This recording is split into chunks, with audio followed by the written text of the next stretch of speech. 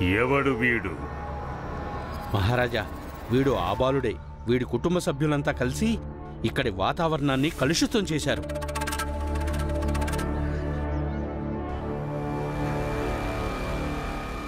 కొట్టండి వాణ్ణి.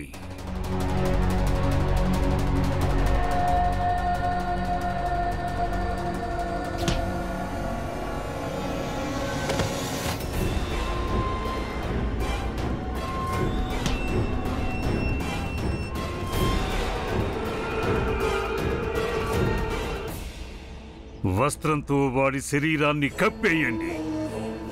వాడి స్పర్శ నాకు తగలకూడదు. చిత్తం స్వామి. ఆ తువాలివు.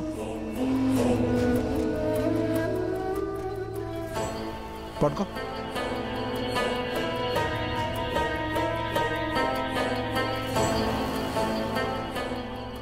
స్వామి రండి. సర్వజ్ఞ మహాశయుడికి జై. సర్వజ్ఞ మహాశయుడికి జై.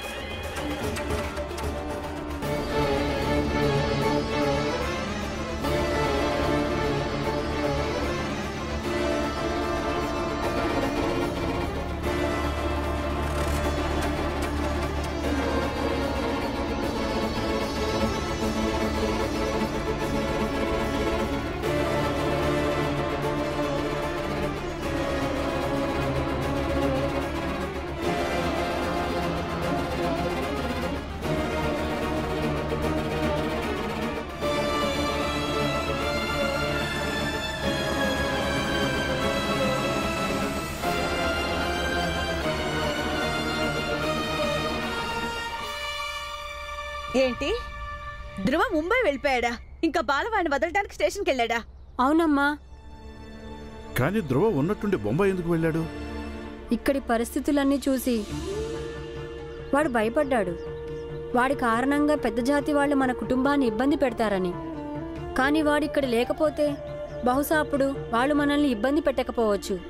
కానీ ఇంత పెద్ద విషయం నువ్వు ఇప్పుడు చెప్తున్నావా భీమా? అమ్మా, ధ్రువ చెప్పొద్దన్నాడు. వాడు భయపడ్డాడు మీరు వాడిని వెళ్ళనివ్వరేమోనని. అయినా ఇదేమైనా మంచి పద్ధతా చెప్పు? ఇప్పుడిప్పుడే ప్లేగు ప్రమాదం కాస్త తగ్గింది, అప్పుడే వాడు వెళ్ళిపోయాడా? ఇంకా వాడి ఆరోగ్యం పూర్తి స్థాయిలో కుదుటపడనే లేదు. ఇదే విషయం మేము కూడా చెప్పాము వాడికి, కానీ వాడు మా ఎవ్వరి మాట వినలేదు. ఆయన ఇంట్లో వాళ్ళ మాట ఎక్కడ వింటారులే మీరు. మీరందరూ ఎవరికి ఇష్టం వచ్చినట్టు వాళ్ళు చేస్తున్నారు. ధ్రువం మంచివాడే, మీరందరూ కలిసి వాడిని చెడగొడుతున్నారు. బాలని రాని వాడి సంగతి చెప్తాను. ఎవరికి చెప్పా పెట్టుకుంటే స్టేషన్కి వెళ్తాడు వాడు. ఎప్పుడొస్తాడు? వచ్చేస్తూ ఉంటాడమ్మా. అక్కడికి వెళ్ళి కూడా చాలాసేపు అయింది.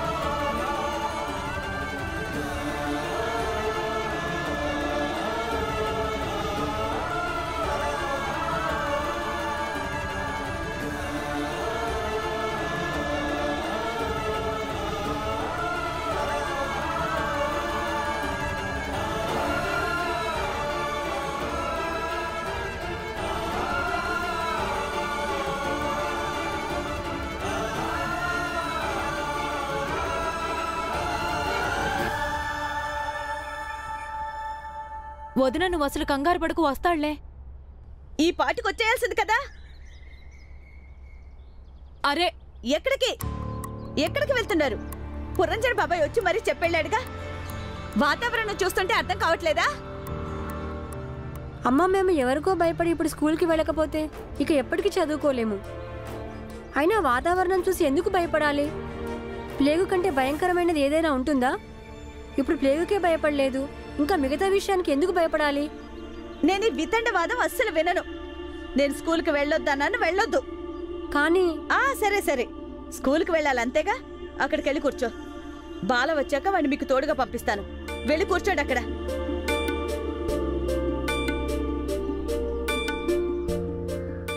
అసలు ఈ బాల ఇంతవరకు ఎందుకు రాలేదు? భీమాబాయ్ స్నేహితుడిని వదలటానికి వెళ్ళాడు, వదిలిపెట్టి వస్తాడులే. బాలా బాలా ఏమైంది బాలా? ఏమైంది బాలా? అయ్యో, ఏమైంది? జాగ్రత్త. బాలా బాలా ఏమైంది బాబు? ఎవరు చేశారు ఇది?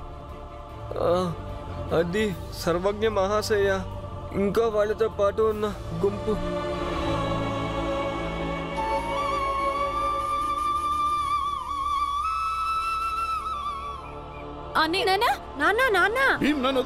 నాన్న, ఎక్కడికి వెళ్తున్నావు నువ్వు? నాన్న, అక్కడికి వెళ్ళటం వల్ల ఏమీ లాభం లేదు. సర్వజ్ఞ మహారాజ్ ఇంకా ఆయన గుంపు ఎంతకైనా తెగిస్తారు. భీమా సరిగ్గా చెప్పాడు. ఇప్పుడు వాళ్ళ అవకాశం కోసం ఎదురు చూస్తున్నారు. ఇదిగో చూస్తున్నారుగా, వెళ్ళొద్దు మీరు. బలా అన్నయ్య, ఇది ఆవేశపడే సమయం కాదు. వాళ్ళు అసలుకే పెద్ద జాతి వాళ్ళు. దానికి తోడు సతారా మొత్తం వాళ్ళ పక్షానుంటుంది. అందుకే తెలివిగా ఆలోచించి ఇప్పుడు నువ్వు మౌనంగా ఉండు, సరేనా? నాన్న,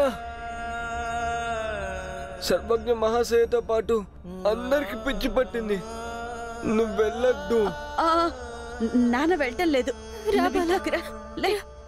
ఆనంద్, అమ్మా. బాబు, నేను ఇక్కడే ఉన్నాను. మెల్లగా మెల్లగా. బాలాన్నయ్య,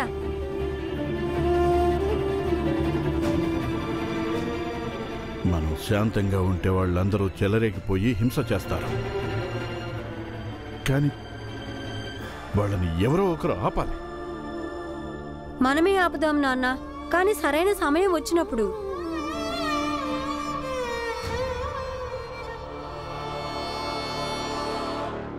చెప్పండి సర్వజ్ఞ మహాశయుడికి జై.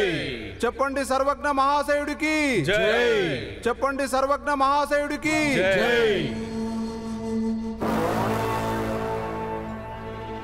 మేము సర్వజ్ఞులం, అజాత శత్రువులం. మమ్మల్ని ఏ శక్తి ఆపలేదు. గాలి, నీరు, భూమి, ఆకాశం ఏదీ ఆపలేదు. ఇక్కడ సమస్తం మాతోనే ప్రారంభమవుతుంది, మాలోనే విలీనమవుతుంది. భగవంతుడు చెప్పాడు, నేనే సమస్తాన్ని సృష్టించేది, అంతం చేసేది కూడా అని. నా దృష్టి ఎప్పుడెవరి మీద పడుతుందో అప్పుడతని జాతకం పూర్తిగా మారిపోతుంది. ఎవరిపైనైనా నా వక్రదృష్టి పడిందో అప్పుడు వాళ్ళ జీవితాలు నాశనమైపోతాయి. అందువల్ల ఎల్లప్పుడూ అందరూ మా కృపకి పాత్రులవ్వండి. మమ్మల్ని ప్రసన్నంగా ఉంచండి, మా నిర్దేశాలన్నింటినీ పాటించండి. అలాగే మన ధర్మరక్షణార్థమై మీ ప్రాణాలను సమర్పించటానికి అన్ని వేళలా సిద్ధంగా ఉండండి.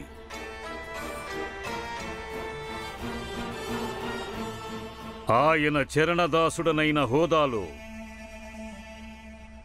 ఆయన ఆదేశాలను మీకు చేరవేస్తున్నాను. ఒకవేళ మీ మార్గంలో ఎవరైనా అవరోధం కలిగిస్తే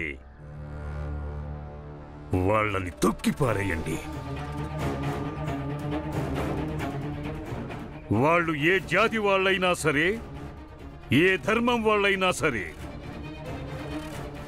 అవసరమైతే వాళ్ళు మన వాళ్ళల్లో ఒక్కడైనా సరే. ఎన్నిసార్లు చెప్పాను మన సమాజం వాళ్లతో మన సొంత జాతి వాళ్లతో గొడవ పడొద్దని. ఎలా నడుస్తుందో అలా నడవనివ్వు, కానీ నువ్వు మాత్రం నేను చెప్పినట్టు వినవు. ఎప్పుడూ వెళ్ళి వాళ్ళని విమర్శిస్తావు.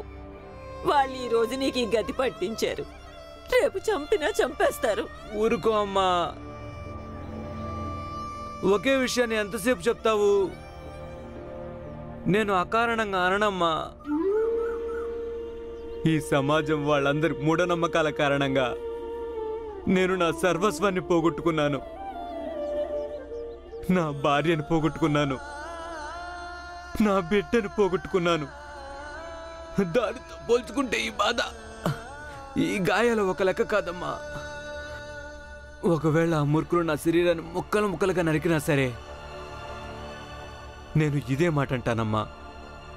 ఒక మాట చెప్పనా బాబు, ఆ పైవాడు అన్నీ చూస్తుంటాడు, అన్నీ.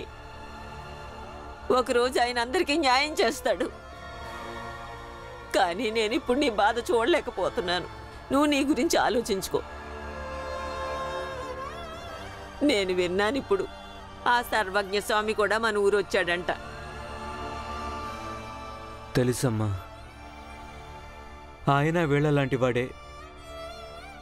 ధర్మం పేరుతో జనాల్ని రెచ్చగొడుతూ ఉంటాడు. ఈరోజు మన ధర్మం ప్రమాదంలో ఉంది.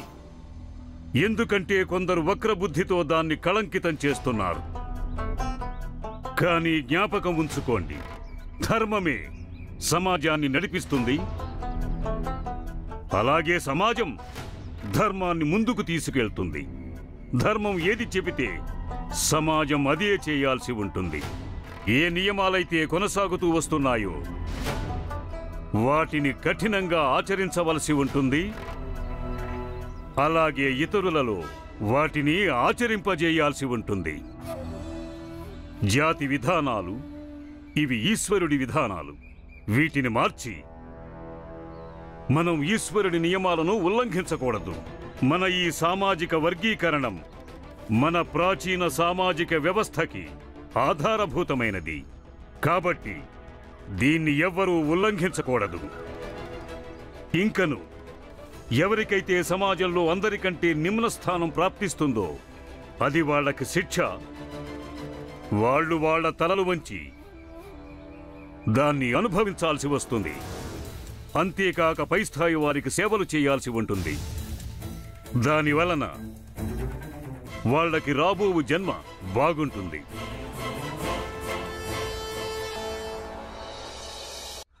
మహాశయ, వాళ్ళు ఈ జన్మలోనే మా నెత్తి మీద కూర్చోవాలనుకుంటున్నారు. ఈ విషయంలో మేము చాలా ఆందోళన పడుతున్నాము. స్వామి, వాళ్ళు మాతో వాదిస్తుంటారు, మన ధర్మం మీద ప్రశ్నలు లేవనెత్తుతారు. ఎందుకో తెలుసా? ఎందుకంటే వాళ్ళు ఇప్పుడు విద్యను అభ్యసించడం మొదలుపెట్టారు. మరి అలాంటి వారికి మీరు మీ సమాజంలో చోటు ఎందుకు ఇస్తున్నారు? వాళ్ళని ఈడ్చి సమాజం బయట పడేయండి. లేకపోతే రేపు వాళ్ళ పళ్ళాల్లోనే మీరు తినాల్సి ఉంటుంది. మహాశయ, కొంతమంది తింటున్నారు కూడా. ఆ అప్రాచులను కూడా నిర్దాక్షిణ్యంగా తక్కువ జాతి వాళ్ళతో పాటు ఈడ్చి సతారా బయట పడేయండి. ధర్మాన్ని కాపాడడం కోసం అందరూ నీతిగా దృఢ సంకల్పం తీసుకోండి. సర్వజ్ఞ మహాశయునికి జై! సర్వజ్ఞ మహాశయునికి జై! వెళ్ళి మీ నాన్నగారిని పిలుచుకురా వెళ్ళు. అమ్మా, నాన్న బయటికెళ్ళాడు. పురంజన్ బాబాయ్ వాళ్ళ ఇంటికి వెళ్తున్నాను చెప్పాడు.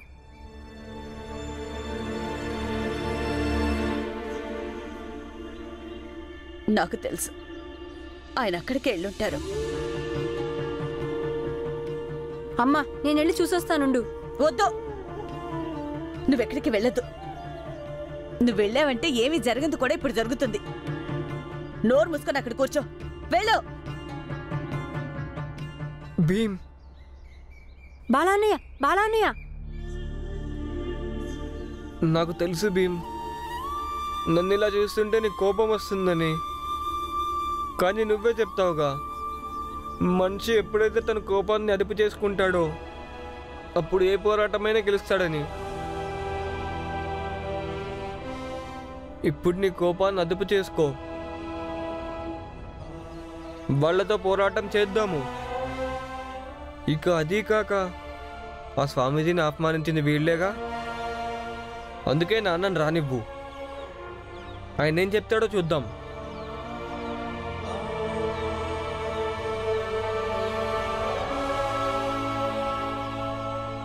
అరే భీమ్, నువ్వు వేడవద్దు. నీ కన్నీళ్ళు చాలా విలువైనవి.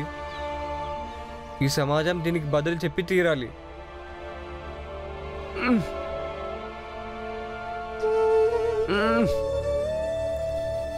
బాలన్నయ్య,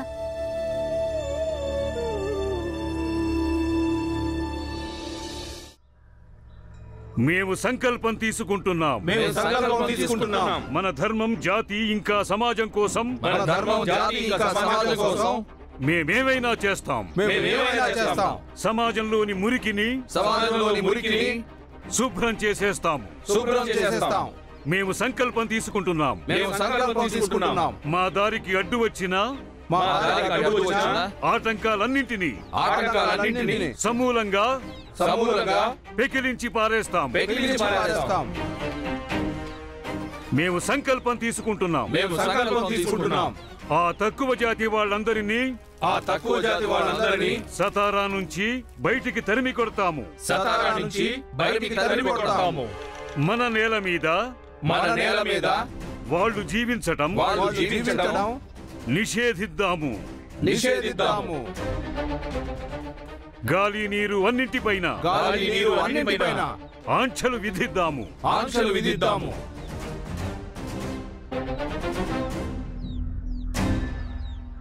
ఇక ఇప్పుడు వెళ్ళండి. మన నేల నుంచి వాళ్ళు ఏమేమి తీసుకుంటున్నారో వాటి మీద ఆంక్షలు విధించండి. మీ పొలాలు, బావులు, చెరువులు, అంగళ్ళు ఏ చోటికి రాకుండా వాళ్ళకి ఆంక్షలు విధించండి. ఆ తక్కువ జాతి వాళ్ళకి ఇక ముందు ఎలాంటి గడ్డు పరిస్థితులు కల్పించాలంటే వాళ్ళు గత్యంతరం లేక ఈ సతారా వదిలేసి వెళ్ళిపోవాలి.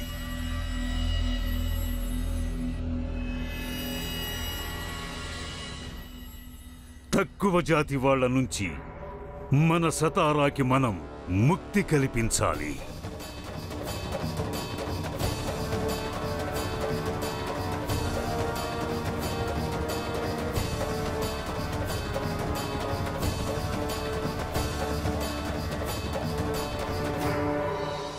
చెప్పండి సర్వజ్ఞ మహాశయుడికి జై. చెప్పండి సర్వజ్ఞ మహాశయుడికి జై. చెప్పండి సర్వజ్ఞ మహాశయుడికి జై.